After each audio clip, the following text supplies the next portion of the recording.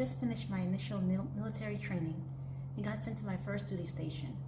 My unit was at NTC for pre-deployment training, so I met up with the rear echelon. I get issued my room and spent 3 very disturbed days and nights in the barracks, with weird stuff happening, like gear not where I left it, locked drawers being opened, the microwave turning on by itself, stuff like that. My roommate who knew throughout the training showed up on the 4th day, and I told him something along the lines of, watch your stuff. Someone's been effing with my stuff, and I don't know who. So the 4th night comes around, and myself and my roommate secure our room and gear and go to bed. Gotta be up at 5:30 a.m. for PT, so it's an early night. We lock all our stuff and go to bed. I woke up around 1 a.m. because my blanket had fallen to the ground and I was cold, which was weird because we were in the South in summer, so it's always hot. I hopped down to get my blanket and I noticed my armoire is open. So I open the lock, close it, lock it, and get back to bed. I fell back asleep pretty easy, but I woke up again at around 2:30 a.m. and all my stuff, my roommate's stuff, was thrown around the room. I wake up my roommate and he's PO'd because someone is effing with us and we can't figure out who it is. We clean it up, lock our stuff, and go back to bed. I woke up a third time at 3:37 and we're not alone. I can hear my roommate snoring, so I know it's not him. I sat up and saw someone in the kitchen, little kitchenette area, with the fridge open looking in it. I was freezing again. I was about to say something as the soldier turned around. My eyes had a moment to adjust to the bright light, and then I started recognizing gear like L-shaped flashlight on his shoulder, his Alice pack with magazine holders and canteens, boots and fatigues. This dude was combat ready. As my eyes reached his face, he turned a bit and I could see it.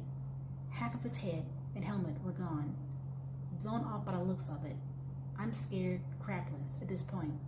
He closed the fridge, walked across the room, keeping his bright green eyes on, opened my front door and walked out.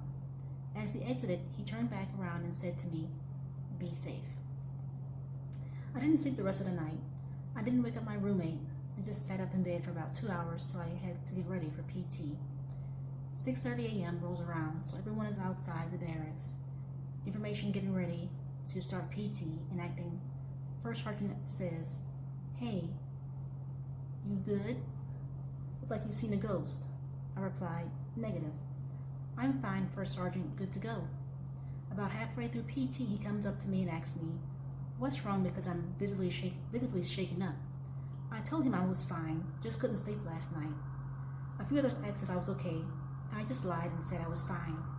I really wasn't, and they could see that, but they let me be. After PT ended, the acting First Sergeant pulled me to the side and told me, "Speak freely, openly, with all confidentiality, and off the record. What is wrong?" I told him that if I told him what happened, he would think that I'm batsh crazy. He assured me it was off record, and once again, he said, "Talk to me. You seriously look like you've seen a ghost." That got an awkward chuckle out of me, and I began to tell him my story.